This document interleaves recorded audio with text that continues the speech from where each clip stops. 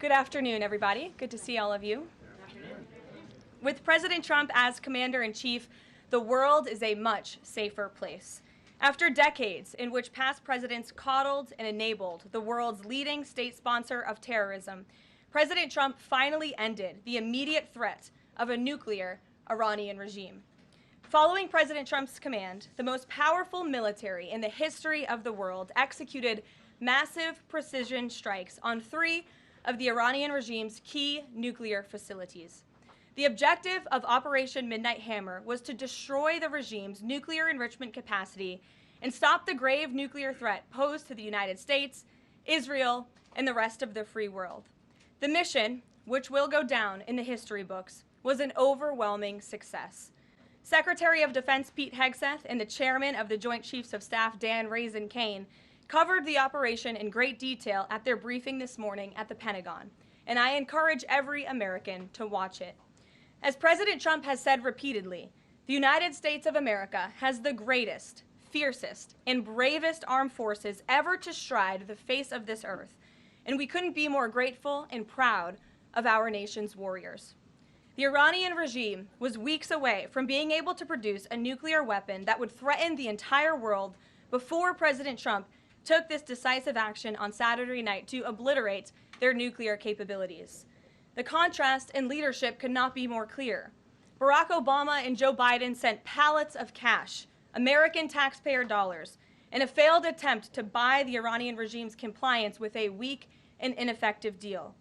President Trump sent a fleet of American warplanes to destroy Iran's ability to produce a nuclear weapon. The United States and the entire world are safer because of this president's decisiveness. Despite agenda-driven leaks by the fake news media aimed at undermining this incredible accomplishment achieved by President Trump and our brave fighter pilots, there is broad consensus emerging already that Iran's nuclear capabilities were indeed destroyed.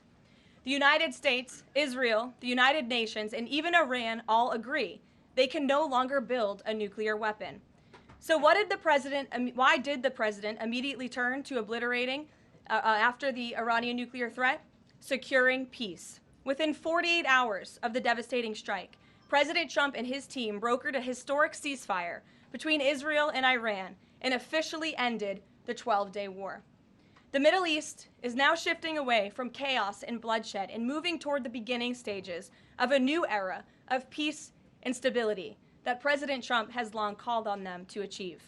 This was unthinkable at this time last week, and this is what peace through strength looks like. Under President Trump, America will relentlessly advance our interests without being dragged into endless wars. His fearless leadership guarantees America is once again respected across the world. Just look at what he was able to accomplish at the NATO summit in the Netherlands. Many of you were there. Our allies agreed to invest 5% of their GDP annually in defense because President Trump demanded it. This will be the most significant reinforcement of NATO's collective defense in the history of the NATO alliance. And as a result, the United States of America will carry less of the burden, and our NATO allies will be stronger than ever before. As NATO Secretary General Ruda put it, for too long, one ally, the United States, and our taxpayers, I may add, carried too much of the burden of that commitment. And that changes today. President Trump made this change possible. We will produce trillions more for our common defense to make us stronger and fairer by equalizing spending between America and our allies. This is the Trump effect. This is what the president meant when he declared that America is back. Now, back here at home, Americans are paying much cheaper prices for gasoline this summer, as both the Wall Street Journal and the New York Times pointed out today. Here's how the Wall Street Journal put it. Hitting the road this summer won't bring as much of a big hit to your wallet. The national average for a gallon of regular gasoline is about 23 cents cheaper than this time last year. Analysts say plentiful supply is expected to keep prices down in the coming months. These are the cheapest gas prices at this point of the summer since 2021. And despite all the doom casting from liberal pundits, oil prices on Tuesday were lower than before the Israel-Iran conflict began.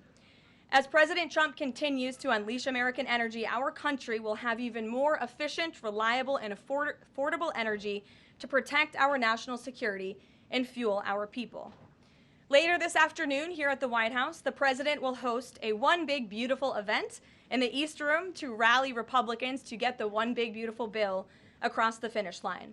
At that event, he will be joined by everyday Americans from across the country who will massively benefit from the common sense policies and provisions within this bill. This is the largest tax cut for working and middle-class Americans in history, and it's going to put more money into the pockets of hardworking Americans. Families will see an average increase in take-home pay of more than $10,000 per year. Americans earning between $30,000 and $80,000 per year will see a 15% tax cut. Overtime and tipped workers will save thousands of dollars annually.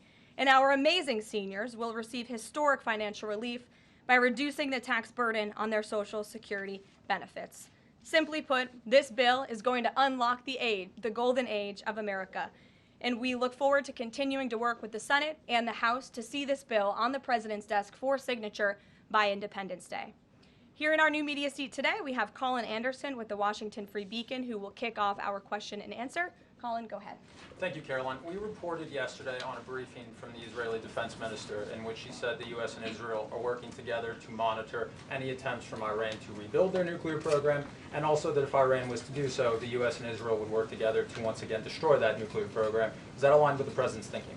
Look, the president, as I said in those opening remarks, Colin, and thanks for being with us today, views the Middle East on its way to peace and prosperity. And the president used strength on Saturday night. The whole world saw that the United States is indeed the most lethal fighting force in the world with those precision strikes on Saturday evening. But the president wants peace. He always has. And right now we're on a diplomatic path with Iran. The president and his team, namely Special Envoy Witkoff, continue to be in communication with the Iranians and especially our Gulf and Arab partners in the region to come to an agreement with Iran.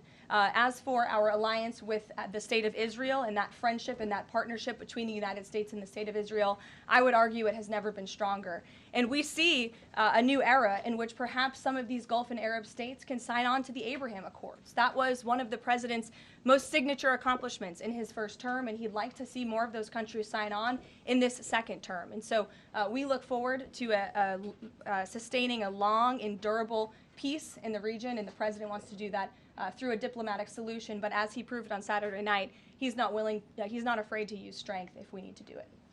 Gabe.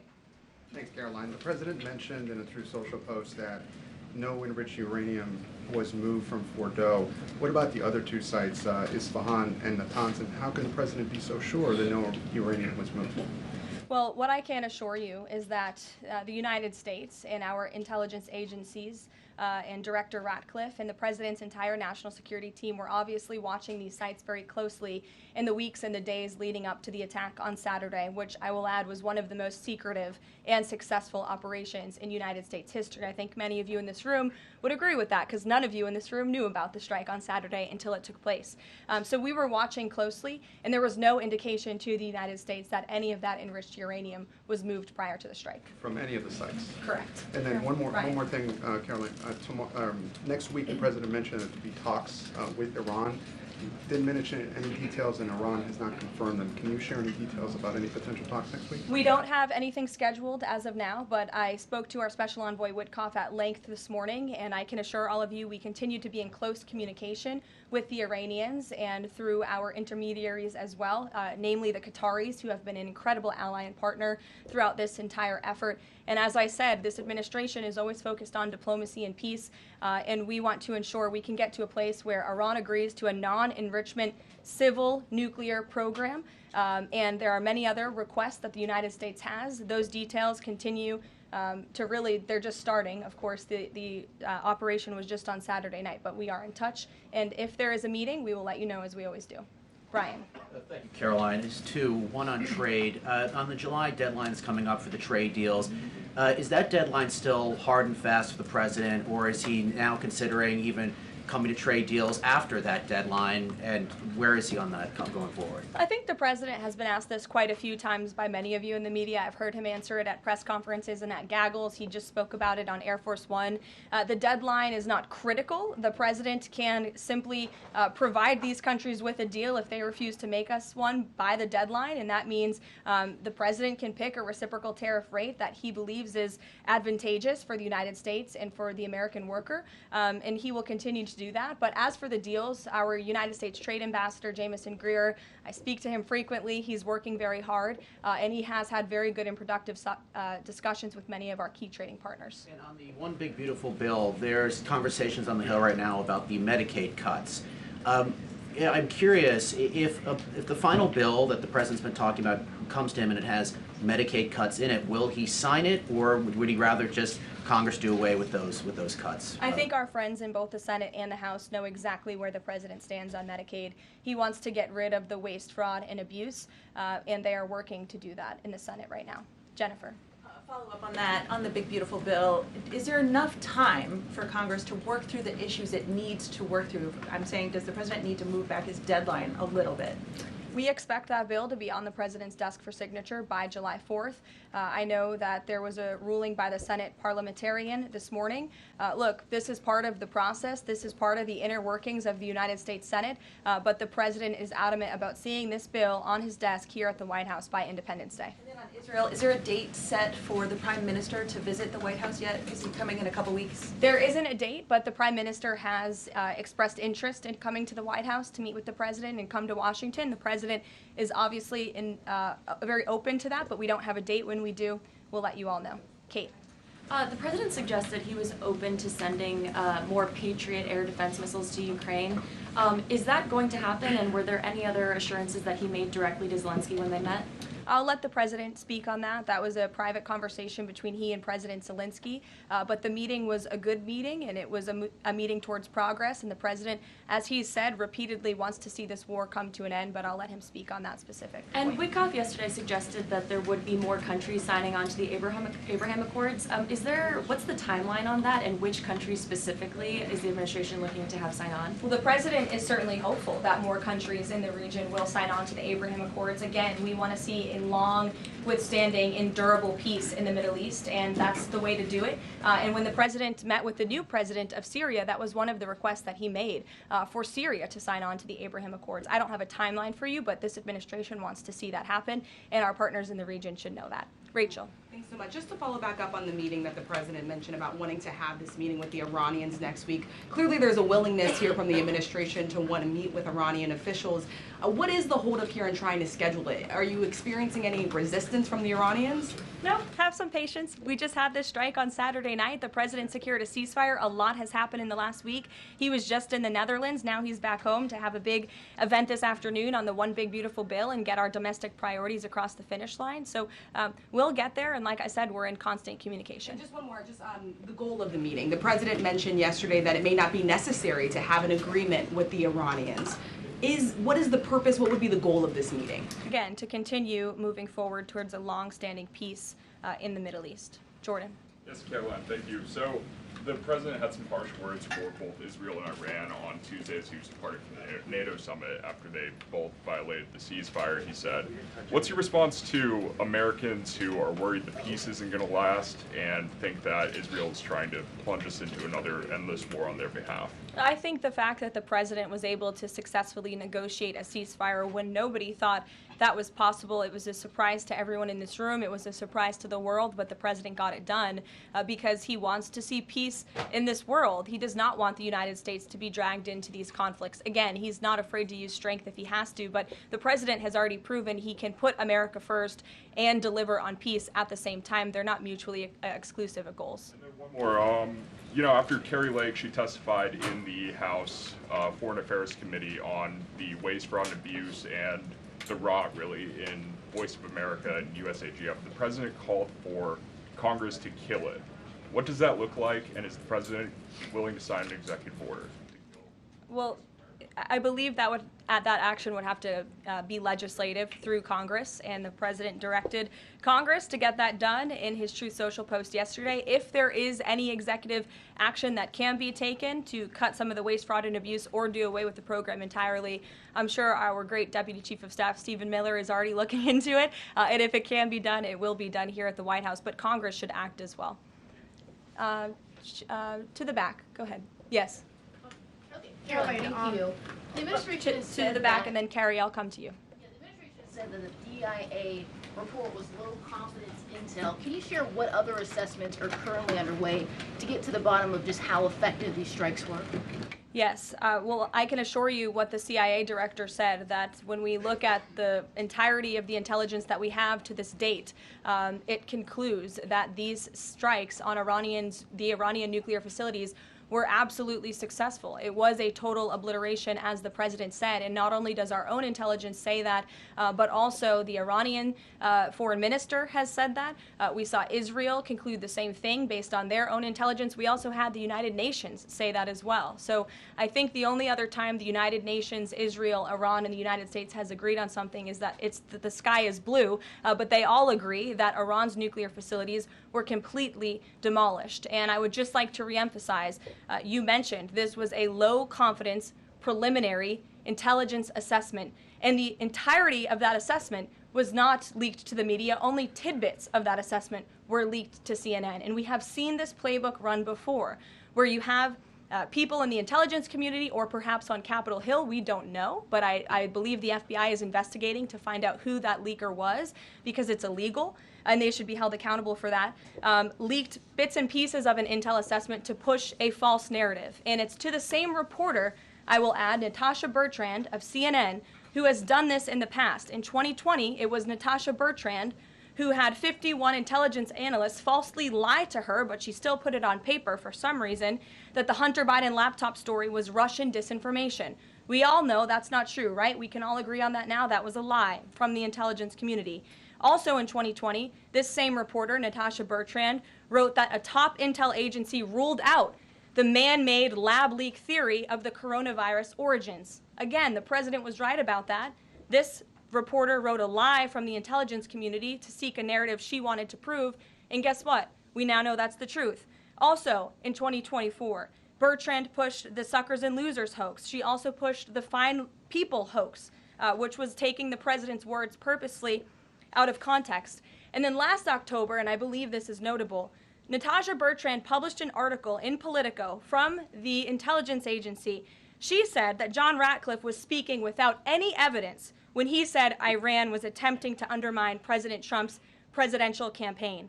And then we, of course, found out that was absolutely true. In fact, the Biden administration declassed an intel report which said they had high confidence that Iran had done exactly what Ratcliffe alleged. They did run an influence campaign to hurt President Trump's candidacy. In fact, we know the Iranians tried to take President Trump's life. And so this is a reporter who has been unfortunately used by people who dislike Donald Trump in this government to push fake and false narratives. She should be ashamed of herself. And that's not what reporting is. Journalism is trying to find the facts and the truth. And this week we saw this same reporter being used to push a fake narrative to try to undermine the President of the United States, and more importantly, the brave fighter pilots who conducted one of the most successful operations in United States history. And I think the American people fully know that this operation was a complete and total success. Elizabeth. Thank you, Caroline. The Miami Herald recently published a story saying the Trump administration was targeting migrant foster children. The Trump administration has denounced this as false. Could you clarify the Trump administration's position on protecting migrant children, particularly the 300,000 lost under the Biden administration? Yes, I saw that Miami Herald article yesterday, and I was aghast at the headline. It's egregious to accuse this administration of trying to target foster children. That is not at all what is happening at the Department of Homeland Security.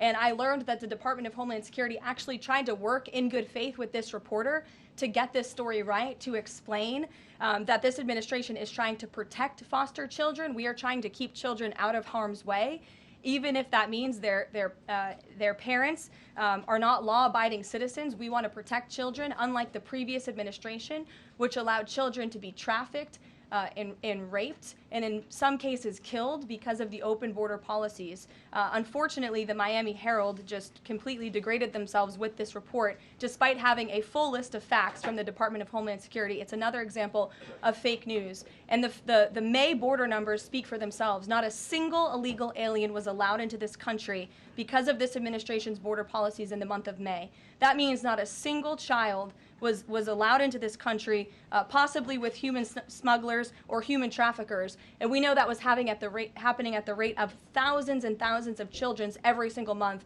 in the previous administration for 4 years. And you didn't see any reporting of that from the Miami Herald, but now they're trying to accuse this administration. And we tried to give them the facts, and they refused to report them. So thank you for bringing that report to light. Aisha. Good to see you again. You too. I know you were looking for You're this. usually on the Hill. I know, I'm here today. I know you were looking for this leaker. Is it your belief, I know you said earlier you're not sure if it's on Capitol Hill or at the Pentagon, but is it your belief that it might be in Capitol Hill, and how confident are you that you'll find this leaker? Well, I'm not personally looking for the leaker. The FBI is looking for the leaker, so you'll have to ask them in the Department of Justice in terms of this investigation. But leaking top secret classified intelligence is a crime, and people need to be held accountable for that crime. And then can I just ask you about how you're going to be limiting intel to Congress? What would you say to lawmakers who say they have oversight privileges, they need this information? This administration wants to ensure that classified intelligence is not ending up in irresponsible hands, and that people who have the privilege of viewing this top secret classified information are being responsible with it. And unfortunately, clearly, someone who had their hands on this, and it was a very few people, few number of people in our government who saw this report, that person was irresponsible with it, and we need to get to the bottom of it, and we need to strengthen that process to protect our national security and protect the American public. Mary Margaret, go ahead. Thank you, Karoline. Sure. You just laid out a lot of different stories about disinformation that Natasha, excuse me, that Natasha Bertrand had pushed during her time at Politico and at CNN. Why would any member of the Trump administration leak anything to her?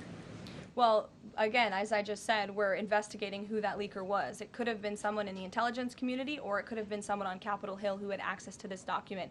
The FBI is searching for that person. Go ahead. Thanks, Caroline. The president was And obviously... clearly it was done to undermine the president, to answer your question. And I'm sorry, I really wanted to follow up on that really quickly. Before the strikes on Iran, we saw a number of other leaks about Tulsi Gabbard, the Vice President Vance. Is there an effort to divide the president's team when it comes to these leaks and which reporters they choose?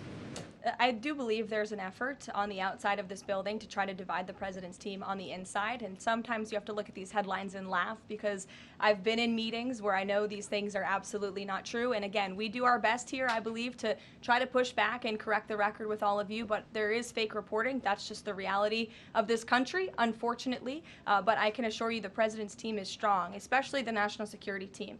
Everyone is very proud of the president, of our commander-in-chief, and of our military for the successful operation that took place on Saturday night. Thanks, Caroline. The President was obviously very pleased with getting his NATO allies to increase defence spending. He's made the same demands of Asia-Pacific allies of the United States, including Australia, where I'm from. How does the NATO result impact negotiations with Asia-Pacific allies? Does it, for say, strengthen the President's resolve to say, well, our NATO allies have done it, now you need to do it too? Yeah, I mean, look, if our allies in Europe and our NATO allies can do it, I think our allies and our friends in the Asia-Pacific region can do it as well. But as for our specific relations in those discussions, I'll let the president speak on those. And can I just ask as well, when he had to leave the G7 early, he missed out on a number of bilateral meetings that were scheduled with other world leaders, including the Prime Minister of Australia. Obviously, President Zelensky, he's managed to meet since then, but are there plans afoot to make up for those meetings with the world leaders that he missed out on? Yeah, I think many of those world leaders understood the situation happening in the Middle East and the urgency and the need for the president to get back to Washington to monitor that situation. And obviously that was the right call, considering the success of not only the operation on Saturday night, but also the ceasefire that the president has since brokered on behalf of not just our country, but the entire world, frankly. But he has made up a couple of those meetings, and he has had direct phone calls with some of those leaders he was supposed to meet with as well. Not all. Ed. Oh yeah, thanks, Caroline. So to clarify on trade, so what happens to the countries other than China on July 9th? That's a decision for the president to make, and I will let him make it. Okay, and secondly, so now that oil is just about upper $60s a barrel, when's the administration going to start refilling the Strategic Petroleum Reserve? That's, again, a decision for the president to make and our Secretary of Energy. There's no imminent plans to do that, from what I understand. But as you have seen with the plummeting of oil prices in this country, it's because this president and our Department of Energy have really tapped into our resources here, and we have an increase of supply, unlike the previous administration that totally hampered our domestic energy efforts, but totally robbed and drained our strategic petroleum reserves. So when the time is right, the president will make that decision. But right now, we are utilizing the resources that God blessed us with right here in our country to produce energy for our people. One more if I could, on the One Big Beautiful Bill, does the president believe the parliamentarian of the Senate should be removed?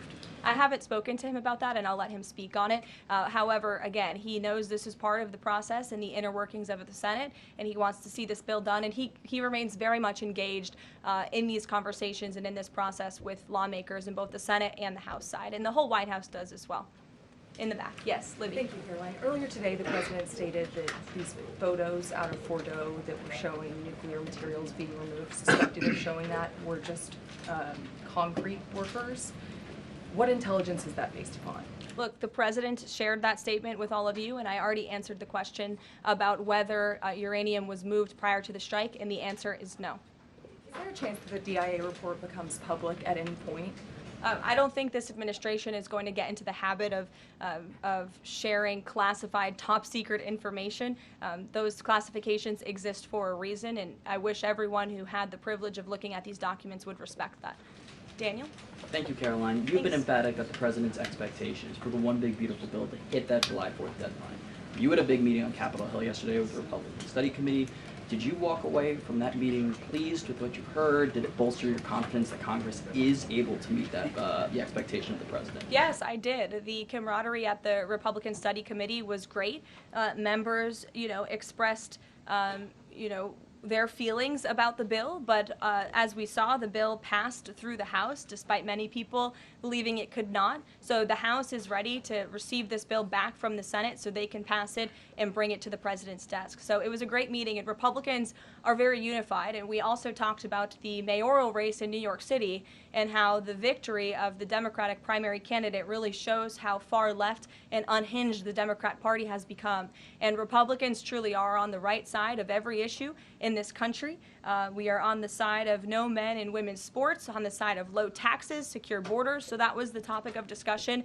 And the unity was strong and the camaraderie was high. And I know everyone looks forward to being here at the White House for the bill signing next week.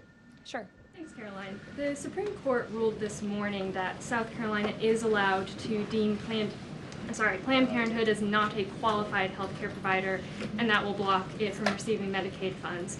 Does the White House have a statement on that ruling, and would the president support a standalone bill from Congress to defund Planned Parenthood at a federal level rather than letting each state determine it? I'll let the president speak on that legislative priority, but as for the Supreme Court ruling, the president has always maintained that Americans should not be forced to violate their conscience and their religious liberty by having their tax dollars fund abortions, and we're glad the Supreme Court ruled on that side today, or yesterday. Then on Iran, but on a domestic matter, in January, President Trump revoked security details for several former administrations, including Mike Pompeo, Mark Milley, and John Bolton. Given the heightened tensions with Iran right now, is he considering restoring those security details? That's not under consideration right now. Fran.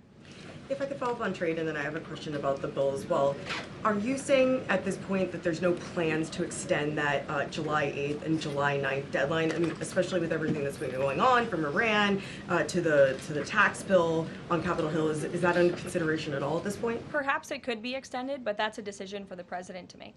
And as far as the bill itself goes, since the president has been back, what has he been doing beyond the event that he's having later today to try and get wobbly senators on board? Is he making phone calls, twisting arms? Is he having some people over to the White House? Can you tell us more about that effort? There have been meetings at the White House this week. I saw some senators rolling out of the Oval Office the other day, and the president remains on the phones talking to his friends in the Senate when necessary, and when they call, he picks up the phone. And I think that's why they greatly trust and respect his leadership. And we're having that big event later this afternoon at 4 o'clock. I would encourage you all to tune in. We're going to have some great everyday Americans who are in attendance. We'll have some tipped delivery drivers. I think we're going to have a barber from the great state of Arkansas here in attendance. We're going to have some law enforcement officers, some Border Patrol agents, and Tom Homan will be speaking as well. So the point of this event is to show the American people how this bill works for them and how there are provisions in this bill that will change their lives. Can you tell us which senators you saw rolling out of the Oval Office? I'll let the president speak on that if he wish. I don't share details about his private meetings without his permission. Emily, go ahead. Today, the Justice Department announced it was opening an investigation into employment discrimination at the University of California, alleging they had race and sex-based quotas.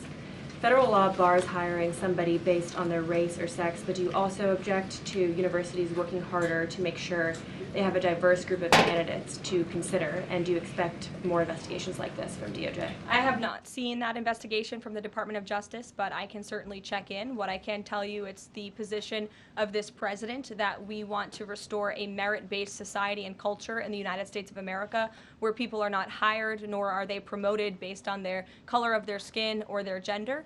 The president wants people to be hired in the workforce because of their merit and their skill, and I think most Americans agree with that. I'll take one more. Carrie, because I promised you earlier. So the Ayatollah Khomeini came out and said that Iran will, quote, never surrender to the U.S. That being said, what remains to do with the possible responses from Iranian proxies in the region and even in the U.S.? Look, we saw the Ayatollah's video, and when you have a totalitarian regime, you have to save face. I think any common sense, open-minded person knows the truth about the precision strikes on Saturday night. They were wildly successful, and it's what led to the ceasefire agreement between Israel and Iran, which the president is very grateful for. And the United States of America remains prepared to defend our assets and our personnel in the region. And again, I would just emphasize the success of the strike that took place on Saturday night, and the world is a safer place because of it. Thanks, guys, for coming today, and you'll see the president at 4 o'clock. Thanks.